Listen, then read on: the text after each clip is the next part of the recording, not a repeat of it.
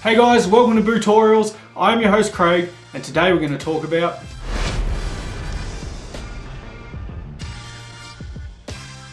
my most popular video so far has been the one I made about Ski Boot Flex. Now I think that was a pretty good intro into the concepts and what you want to look for, but now I just want to go a little bit deeper into what actually makes up a Ski Boots Flex rating and how that then translates into performance. Now there are a whole bunch of strategies used by ski boot manufacturers in how to get more performance out of their boots.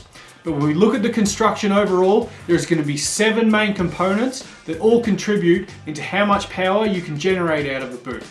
Forward flexion, lateral stiffness, spine rigidity, cuff rebound, torsional strength of the sole, boot boards, liner density.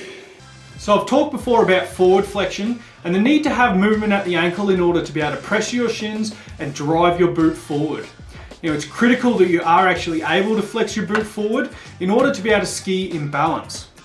Now the ideal thing you're looking for with flex is to be able to get forward to a point where you reach some resistance. Now ideally that is where your knee is going to be vertically over the toe.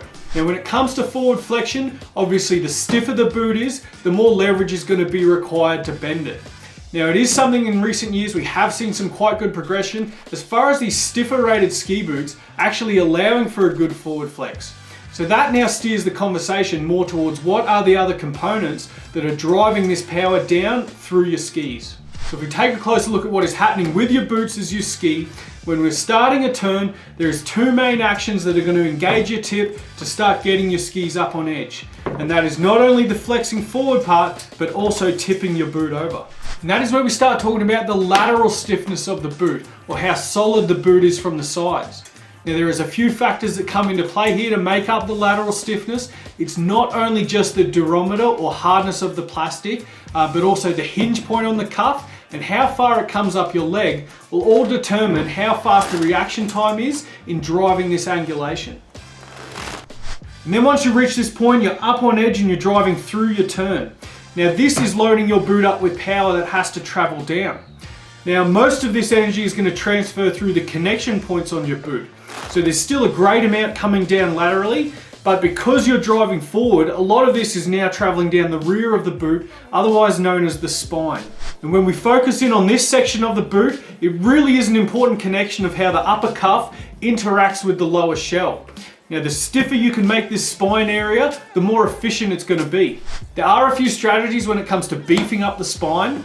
You can see from a design perspective, in the mold of the cuff, it will be the thickest part of the plastic, which then tapers narrower as it goes towards the front. Materials wise, you can see a few different examples from multiple injection boots using a stiffer plastic through their spine region to other models incorporating things like carbon fiber to increase the rigidity of the spine.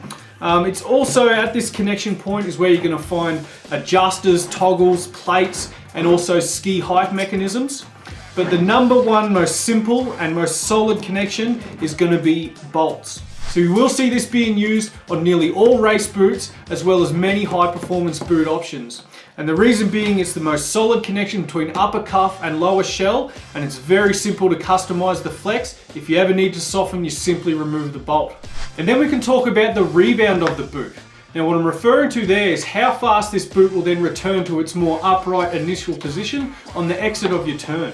And the reason this rebound is important for performance is because it's what allows you for your transition in between turns. So as you're exiting out of one, your cuff is moving back to its upright position and you're resetting yourself to dive into the next one. So this still does have quite a lot to do with the spine of the boot, as it's this resistance at the back which is almost spring loading you to return the back to this more upright position. The only difference you'll find here is with a 3-piece boot that you are actually relying a lot on the front tongue for this rebound. And the other things that we can look at with rebound is not just all about carving, we can also look at it from the aspect of free skiing. So whether you're absorbing impacts on jumps or doing things such as butters, this rebound will play a huge part in that reaction. Now as we move further down the boot, the next thing that we can take a look at is going to be the torsional rigidity of the sole. So what we're looking to do there is prevent any deviation from front to back and also keep the power in the front when it comes to foot steering. Now if you think about where you're connected to your skis through your bindings, it's on top of the toe and heel lugs and also standing on the AFD as well as the brake. Now the better that this can hold its power through these connection points, the better this power transfer will be through your ski. Very similar tactics being used as far as keeping this rigidity through the sole.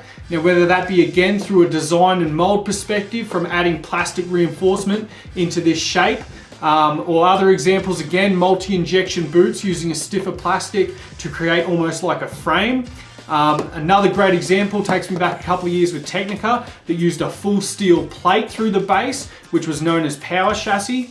But it's all just tactics to keep this power efficient once it travels through your boot and is then at the point of going straight to your skis, keeping this rigidity through the sole. Also, the type of boot board you have in your boot will play a role in how much performance you can get.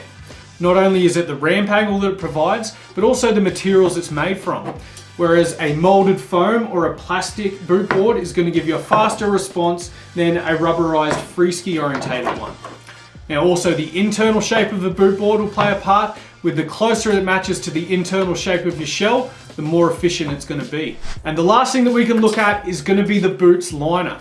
Now it's generally the case that the more high performance you go with a liner, the less comfortable it's going to be. Look at this graph.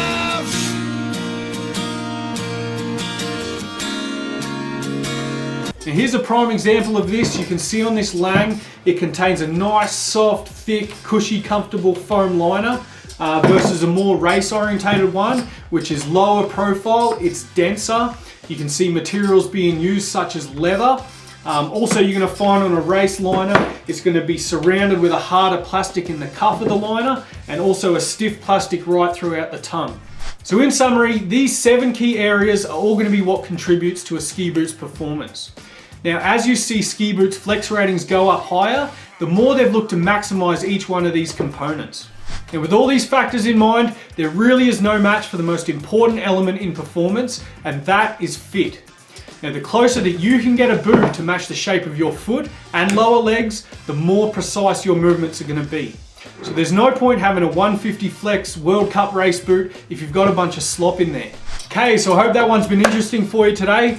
I've got a bunch of videos in the pipeline that I hope you'll check out. That's some ski boot reviews and also playing around with some other ideas. So don't forget to like, share, and subscribe. Thanks for watching. Stay rad. Be a patriot. Signing out.